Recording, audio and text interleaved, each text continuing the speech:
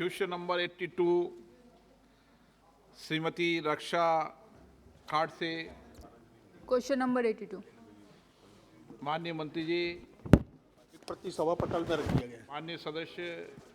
धन्यवाद अध्यक्ष महोदय। मैं सबसे पहले हमारे माननीय प्रधानमंत्री श्री नरेंद्र मोदी जी और माननीय ग्रामीण विकास मंत्री श्री गिरिराज सिंह जी दोनों को शुक्रिया अदा करती हूँ कि प्रधानमंत्री आवास योजना को उन्होंने एक नई गति दी और इस बजट के माध्यम से 80 लाख परिवारों को नए घर देने का प्रावधान किया है।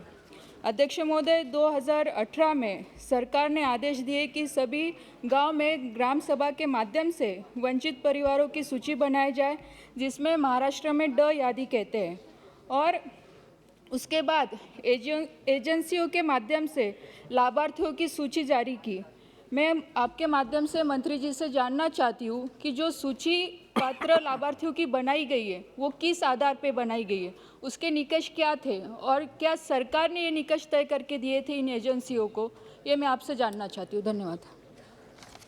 अध्यक्ष महोदय, जैसे माननीय सदस्य जी ने बहुत अच्छा प्रश्न किया है कि इसके मापदंड क्या है सर्वे का। हमने जो सर्वे हमने कराया है और जो मापदंड हैं, SECC 2011 का जो डाटा सर्वे हुआ है और उस आधार पर जो सर्वे हुआ तो प्रथम चरण में जो सर्वे जो हमारे 1 रूम वाले हैं, 2 रूम वाले और कच्चा घर, ऐसे कुल मिलाकर के 4.3 करोड़ परिवार चिन्हित हुए और चिन्हित करने के बाद ये 4.3 करोड़ परिवारों की जो सूची जो राज्यों को जो भौतिक सत्यापन के लिए भेजी गई और उस भौतिक सत्यापन के बाद जो निकल करके आया है वो है 2,95,00,000।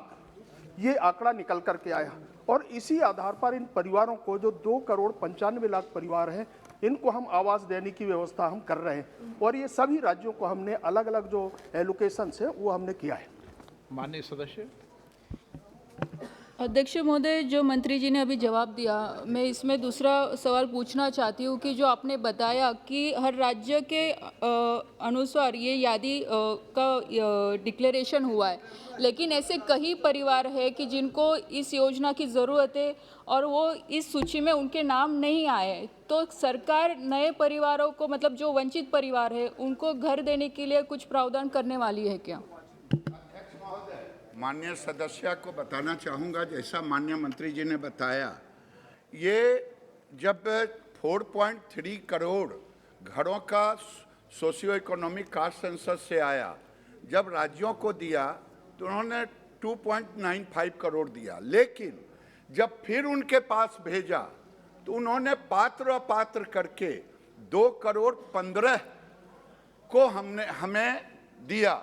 तो जो 2.95 पहले दिया था, भारत सरकार ने कैबिनेट में ये लक्ष्य निर्धारित कर दिया और बाद में जब फिर राज्यों को भेजा तो राज्यों ने 80 लाख उसमें से रिजेक्ट कर दिया कि ये अपात्र हैं या मिल गया है। या अब ये 80 लाख आवास प्लस के रूप में आया और पूरे देश में एक कमेटी बनी, राज्यों के साथ मिलकर के उसका पैरामीटर फिक्स किया गया और उसी पैरामीटर के आधार पर ये आवंटन हुआ।